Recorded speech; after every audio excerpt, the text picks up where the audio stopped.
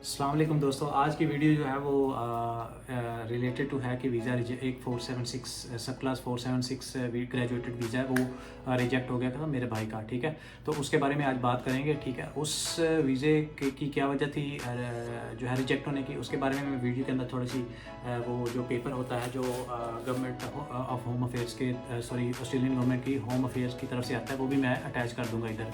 सही है, तो उसके बारे में बात करते हैं। वो ग्रेजुएटेड वीज़ा था, वो रिजेक्ट हो गया था। उसकी वजह ये थी कि जो मेरा भाई था उसने जो वीज़ा था ना वो 476 ग्रेजुएटेड वीज़ा, वो अवार्ड वीज़ा होता है, वो ऑस्ट्रेलिया की ना कुछ ऑस्ट्रेलिया ने कुछ मेंशन की हुई यूनिवर्सिटी, उन यूनिवर्सिटी की लिस्ट में मेरे भाई की यूनिवर्सिटी का नाम भी था, जिसकी वजह से वो 476 के लिए एलिजिबल था, तो उसने अप्लाई किया था उस वीज़ा के लिए। ठीक है, लेकिन अब जो है अनफॉर्चुनेटली आप वो वीज़ा अप्लाई नहीं कर सकते। ठीक है, वो वीज़ा है 476 और आपको पता है जुलाई 1 2024 से वो वीज़ा जो है वो कैप्ड कर दिया उन्होंने, यानी वो अब उसकी एप्लीकेशन अब तो नहीं ले रहे। ठीक है, जिसकी वजह से आप नेक्स्ट अब जो है ना वो कभी भी उस पर अप्लाई नहीं कर सकते, क्योंकि इन्होंने अपनी जो माइग्रेशन स्ट्रेटजी है वो चेंज की है। और ये अब जो है ना सिर्फ ओनली स्किल्ड पर्सनस और जो हाईली क्वालिफाइड लोग हैं उनको ही सिर्फ इंटरटेन कर रहे हैं, क्योंकि बहुत सारे लोग स्टूडेंट वीज़ा पे आते हैं बाकी, लेकिन उनके जो है ना बहुत ज़्यादा इन्होंने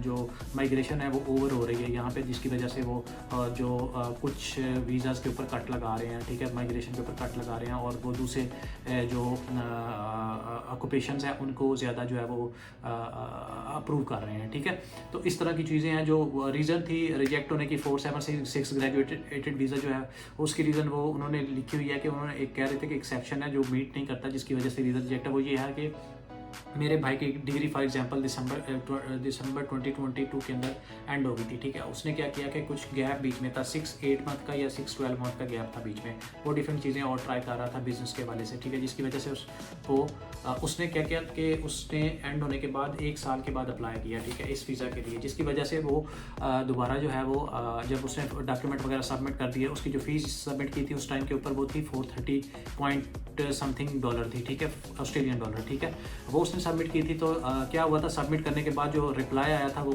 तकरीबन आया था, मैं अगर उसका एग्जैक्ट टाइम बता दूँ ना आपको, वो आया था रिप्लाई आया था 16 अगस्त 2023 को उसका रिप्लाई आया था। ठीक है, तो वो वीज़ा जो है वो उन्होंने रिफ्यूज़ करके भेजा था और उसकी डिसीजन जो है वो उन्होंने प्रॉपर उसके अंदर लिखा हुआ था किस वजह से हम रिजेक्ट किया। तो उसमें यही रीज़न लिखी हुई थी कि आपने ये वाला सेक्शन मेट नहीं किया। उस सेक्शन को अगर हम गौर से पढ़ें तो उसमें लिखा होता है प्रॉपरली कि क्या क्या मसले मसाइल थे उसमें। 476.212 एक सेक्शन है, वो जो है वो मीट नहीं किया, जिसकी वजह से जो है वीज़ा रिजेक्ट हुआ है। ठीक है, अच्छा अब जो है इनके ऑल्टरनेटिव्स क्या हैं, जो ये वीज़ा है इसके ऑल्टरनेटिव्स क्या हैं। ठीक है, दूसरा उससे पहले मैं क्या करूँगा कि ये जो मैं जिस वीज़ा रिजेक्शन की बात कर रहा हूँ ना, इसका जो मैं कॉपी है ना जो गवर्नमेंट ऑफ ऑस्ट्रेलिया के होम अफेयर डिपार्टमेंट से हमें ईमेल रिसीव होती है ना, उसकी मैं थोड़ा सा जो है ना कटिंग जो है वो इस वीडियो के अंदर डाल दूँगा। ठीक है, तो ये आप आगे वीडियो देख लें, उसके बाद मैं जो है ना आगे चलता हूँ। सही है।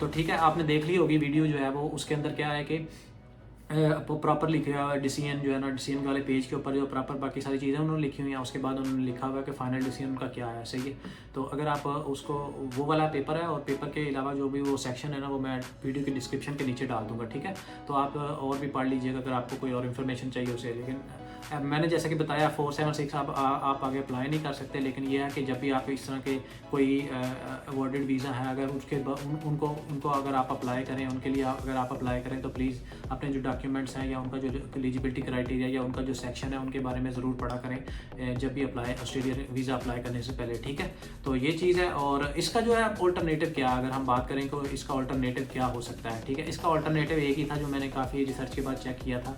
ये वैसे 476 जो कैप्ड हुआ था ना वो इसी ईयर 2024 के अंदर हुआ था, 1 जुलाई 2024 के बाद उन्होंने कोई एप्लीकेशन नहीं ली 476 की, ठीक है।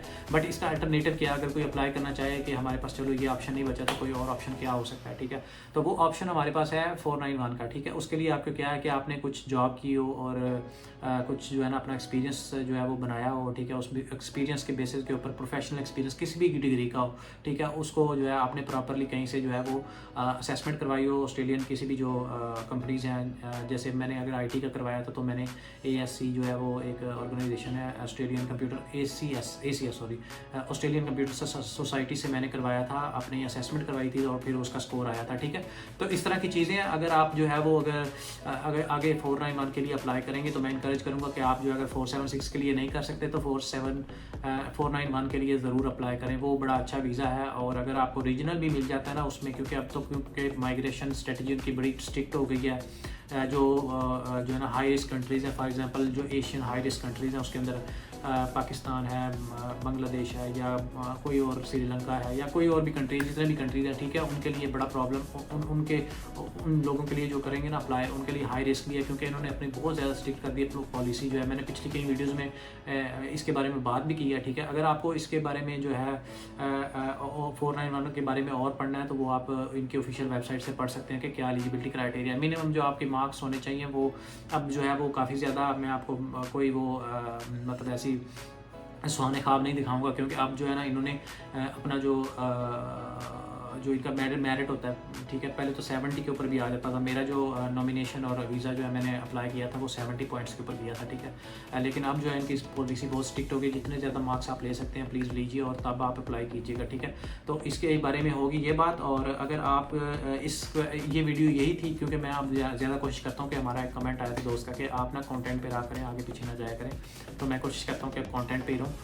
तो ठीक है, अगर आपका कोई क्वेश्चन हो तो प्लीज़ वीडियो सेक्शन के अंदर मुझे ज़रूर वीडियो के कमेंट सेक्शन में ज़रूर बताइएगा, और इस वीडियो को लाइक शेयर और सब्सक्राइब कर दीजिएगा। और जो है ना अगर आप थोड़ा शेयर कर दिया करें, सब्सक्राइब कर दिया करेंगे तो मुझे ये है कि मोटिवेशन मिलता है ताकि मैं आगे भी नई वीडियो बना सकूँ, ठीक है। Thank you so much, bye bye.